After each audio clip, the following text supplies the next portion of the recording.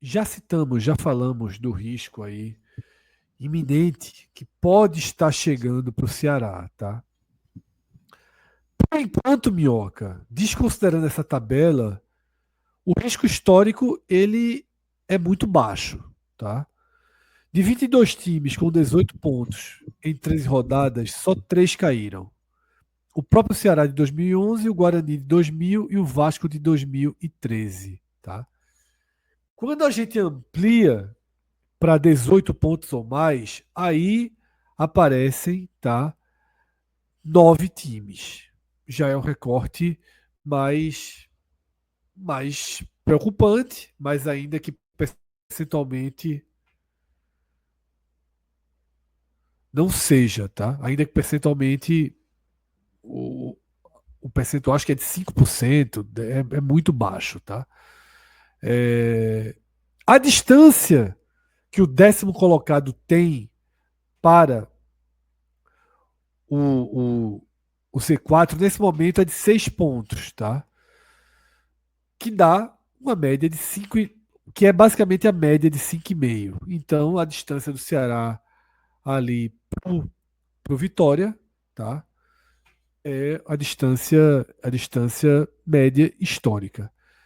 O que chama a atenção mais negativa dos números, acho que é o único número que a gente pode destacar como negativo é que o Ceará está deixando de ser um dos melhores mandantes do campeonato, né? A gente já viu ali ele em segundo, né? Primeiro, segundo, terceiro, e agora ele aparece como sétimo mandante por conta das duas derrotas. E aí a vitória no clássico não entra na conta, né, Minhoca? Ainda que ele tenha vencido no Não, Castelão, fica na isso. conta de É, visitante. e Tá? curioso porque, assim, os adversários que tiraram ponto do Ceará dentro de casa nem eram adversários que estavam, assim, com um bom momento ou numa boa fase. Eu lembro que no jogo do São Paulo, no empate, São Paulo não estava com várias baixas no elenco. O Ceará fez o gol cedo e parou de jogar. Por isso que eu frisei muito naquele jogo do esporte, que a gente analisou aqui, você e Cássio, que o Ceará, após 1-0, o que foi que o Ceará fez do gol até o segundo gol? Esperou. Aí o esporte com muitos problemas, mas houve ali alguns sustos. O Ceará não chegou a dizer, calma, o jogo é meu, vou fazer logo 2-0.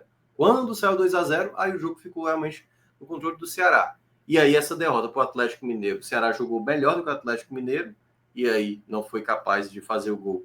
E teve aquele gol do Rony, o jogo do Corinthians, o Corinthians também aos frangalhos, assim, vivendo uma crise muito grande.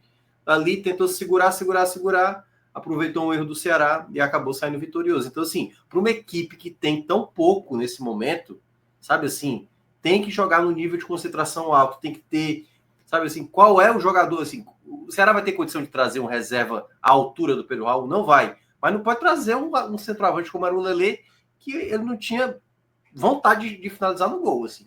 Então, esses jogos que aconteceram, para não virar uma ilusão, o Sport Fortaleza estão numa crise profunda, profunda. Não se enganar com o que aconteceu nesses dois jogos. A vitória no Clássico e a classificação sobre o Sport.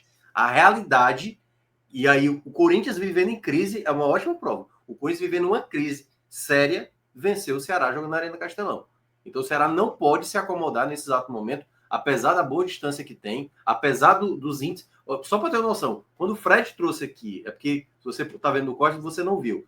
Mas no recorte do Vitória, o Vitória, da pontuação que ele tem, tinha 15% das equipes que foram rebaixadas apenas. O Ceará, com a vantagem que tem, 14%. Isso quer dizer o quê? Porque ainda está muito cedo para você dizer que tem tranquilidade no campeonato. O Ceará não pode, de maneira nenhuma, ficar tranquilo. O campeonato do Ceará exige todos os cuidados possíveis e, na minha avaliação, essa falta de contratação para a equipe nesse exato momento me preocupa, porque eu não sei o quanto é zelo ou o quanto, na verdade, estão tentando dar uma penteada além do que é o necessário, porque precisa chegar jogadores. Basta que já não vai contar com o Mug no jogo contra o Inter, já não contou com o Pedro Raul e o Pedro Henrique agora nesse jogo.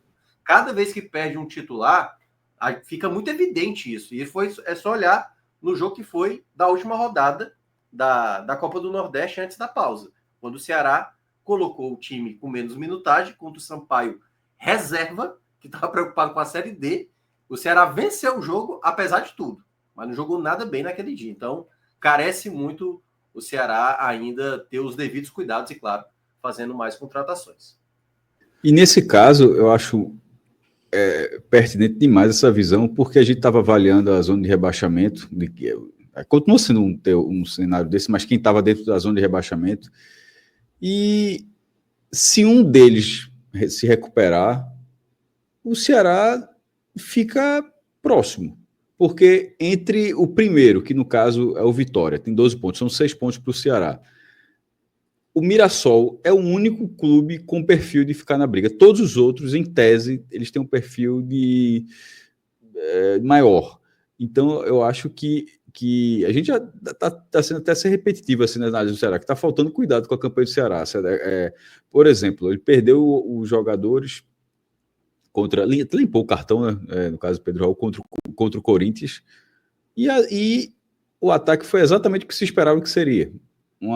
A inoperância, tipo, então não dá para contar, beleza, você tem um que rende, mas que é de outro clube, que daqui a pouco, se quiser vender, vende, se vai enfrentar outro clube, não joga, isso é dentro de uma posição. Assim, eu acho que essa falta de cuidado, pelo menos até aqui nessa janela do Ceará, com a própria campanha, chama atenção, porque a gente tá, na hora que você também olha a tabela agora, o próximo jogo é Internacional e Ceará.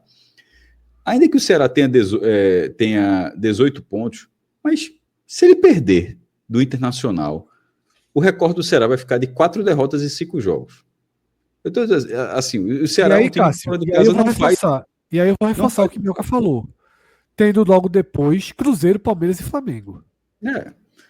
E assim, não é um absurdo engatar uma sequência de derrotas, não, mas assim, o Inter no Beira-Rio e o Ceará não sendo um time tão bom fora de casa, um time, na verdade, com fragilidade fora de casa, aí de repente ficar num cenário absolutamente plausível de 4 derrotas em 5 jogos, para pegar essa sequência que você falou.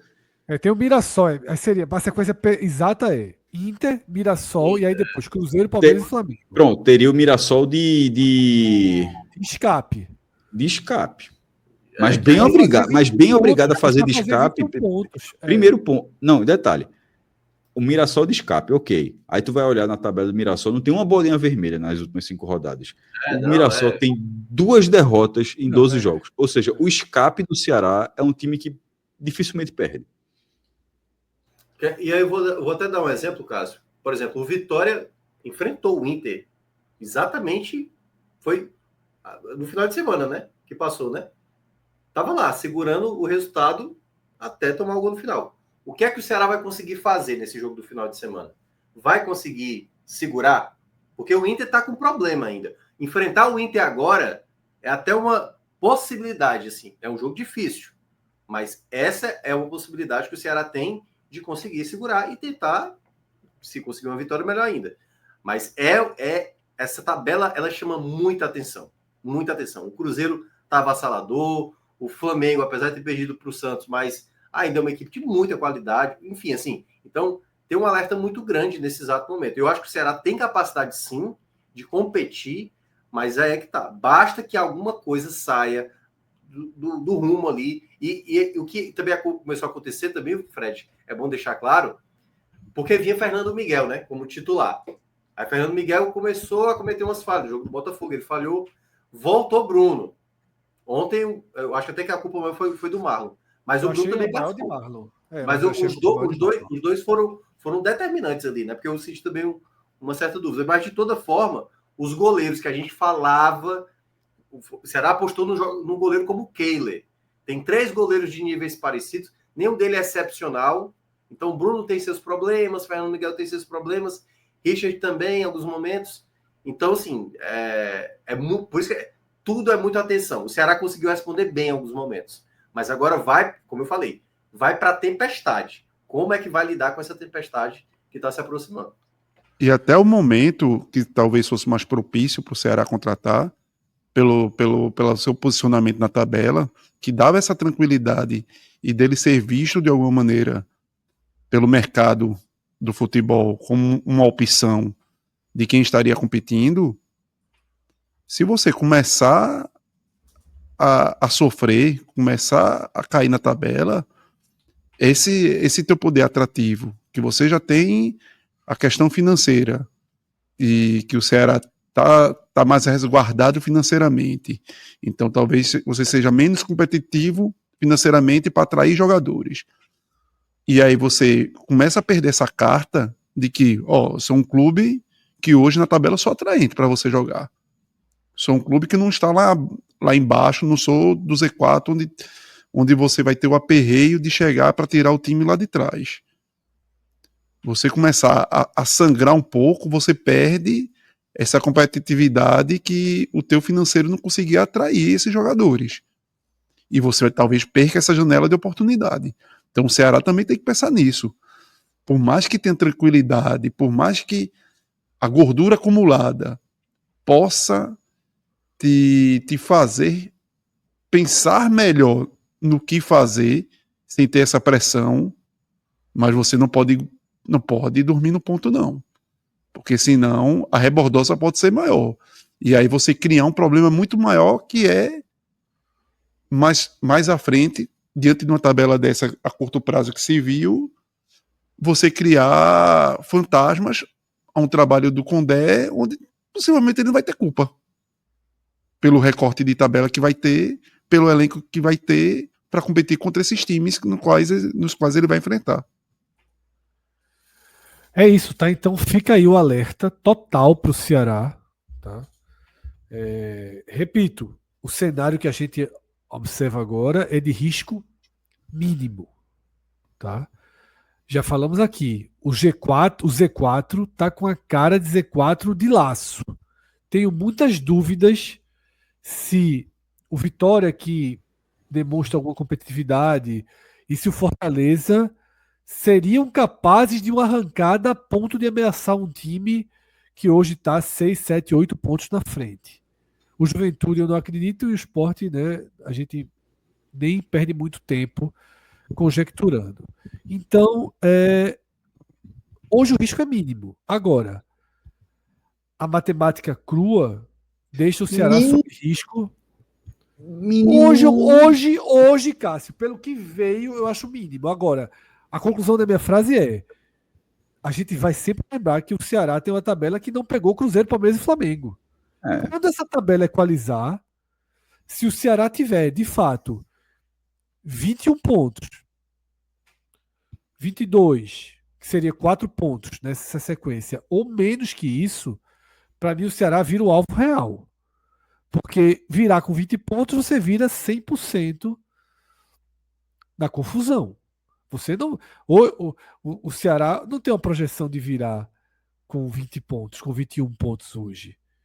Ele viraria com 24, né, se ele seguisse a média que ele tem aí.